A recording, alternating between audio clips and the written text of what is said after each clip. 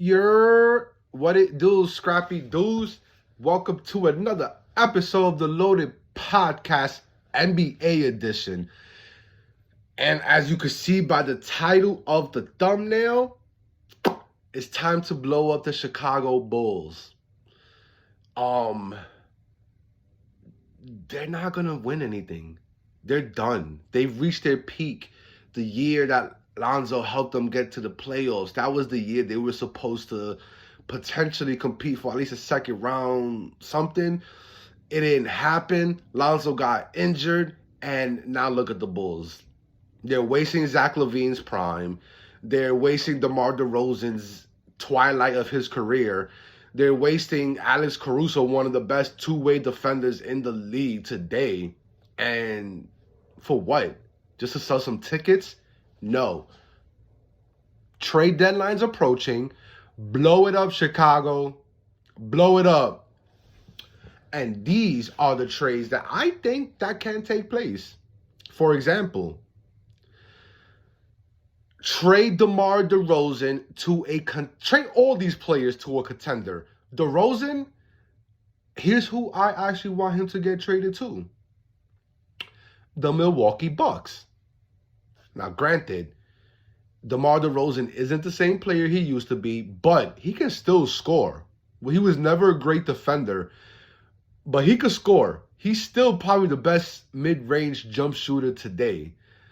Giannis doesn't have that. Dame and Chris Middleton have that, but they're more perimeter shooters than mid-range shooters.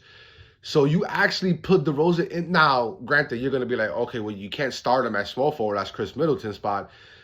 You can't start him at shooting guard because there's too many mouths to feed, and I agree. Have him come off the bench. If DeRozan can accept the fact that he's older and that he could come off the bench and be that scoring punch for the Bucks, then when all those three, Middleton, Giannis, and Dame, sit down, DeRozan, do you. Do you. Take over the game as much as you want, as long as those three are not on the court. Or if Chris Middleton is even injured, now you have DeRozan that can instantly start. I think the Bucks, if you want to take that next step to keep up with Boston, because Boston getting Jrue Holiday, to me, separated them. And I hate Boston. But that one trade separated them.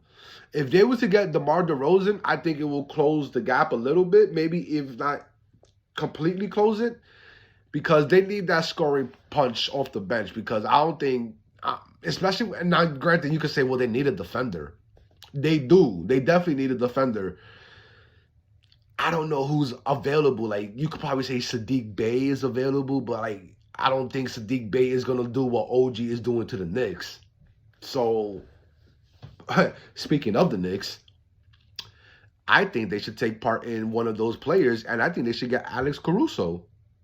Now, I'm actually stuck between the Knicks and my babies, my team, my boys, my guys, the Lakers.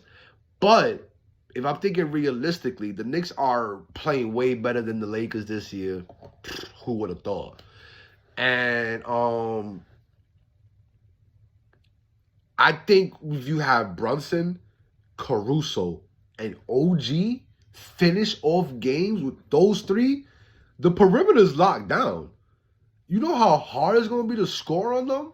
And Caruso is the perfect player for Tom Thibodeau. So I think, personally, the Knicks should go out for Alex Caruso. Championship experience. He brings that dog. What more do you want out of... And he could hit timely clutch shots. Caruso ain't pussy. He ain't a punk either. So, I'm just getting over being sick. So, that's what you hear a lot. Actually, that one just cleared up my sinuses. Oh my God, I haven't smelled this good in like 6 days. And then that leaves Zach LaVine of the Chicago Bulls. I think there's a lot of teams he could go to. But there's a team in the West that I wasn't sold on at the beginning of the season, and I'm still not sold on them, even though they had a great regular season last year. And that will be the Sacramento Kings.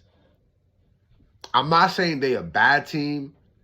I'm not saying they're a trash team. I'm just saying they're a little overrated. They caught people by surprise last year, and usually when teams catch people by surprise, they're going to have a great regular season. But as you see in the playoffs, even though they took the Warriors to 7, they still lost to the Warriors. And they started this season off rocky and whatnot, and I'm like, okay, well, that's what I expected them. But now they're picking it up a little bit. They're playing better basketball. I'm a believer in De'Aaron Fox to an extent. I'm a believer of Sabonis to an extent, but I'm not a believer in Harrison Barnes. I'm just not a huge believer in. I think they're a first round exit this year too. But that's where Zach LaVine comes in. I think if you put Zach LaVine next to De'Aaron Fox, give them couple of games, couple of weeks, let them get that chemistry down. But man, oh man, I think Zach LaVine and De'Aaron Fox on the perimeter is gonna have some contention for best backcourt in the league, at least top 3. Like Clay and Steph is done. Well, not Steph, but Clay's done. Donovan Mitchell and Darius Garland isn't. And speaking of, and this is not a Donovan Mitchell Cavs post, but don't be surprised if Donovan Mitchell gets traded. Donovan Mitchell never wanted to go to Cleveland. He may not have publicly said that, but you know damn well he didn't want to. Who wants to go to Cleveland in the winter? What's so special about Cleveland? LeBron left Cleveland. Fuck out of here. Anyway, back to Zach LaVine. I think him and De'Aaron Fox would be a tremendous pairing. But, biasly speaking, I want him to come to the Lakers. I know D'Lo has been balling out these past 8, 9 games, averaging damn near 27 points, 6 rebounds, 5. He's been balling lately. But where was that at the beginning of the season? See, you're only balling now, I feel like, because now the trade rumors are popping up. AD's down. Now you have no choice but to step up. I don't know how, if he was consistent like this from the beginning of the year, I would 100% say, no, I don't want to trade. But I don't feel like you're going to be consistent after the trade deadline. Now, this is the D'Lo we saw with the Nets where he made the All-Star team. This is the D'Lo I thought we were going to get when we traded back for him. But he was very inconsistent in the regular season last year. He was inconsistent in the playoffs last year, especially the playoffs. And he's been inconsistent this year. Are these last 9 games an anomaly? That's really hard to believe now. Sorry, guys. I got my Duraflu somewhere around there. And my Vicks because I'm Puerto Rican. I gotta actually go to the store and get it.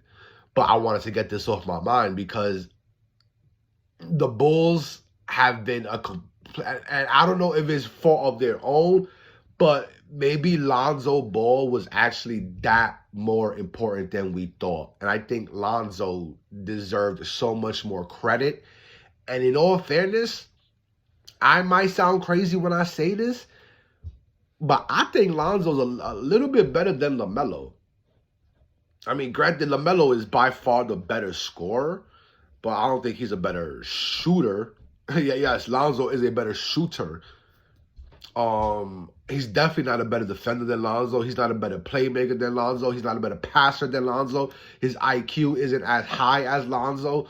And the defense, I probably said defense already, but I got to mention it again because the defense is not even close. So I think the Bulls just miss Lonzo that much.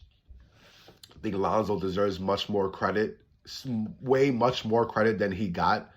And unfortunately, the Chicago Bulls have suffered because of it, and the Bulls organization have not done anything to replace Lonzo in any way, shape, or form. So it's time to blow up the Bulls. Caruso to the Knicks, DeRozan to the Bucks, Zach LaVine to either Sacramento or the Lakers. Or if you really want to be spicy with Zach LaVine, then you trade him for Klay Thompson.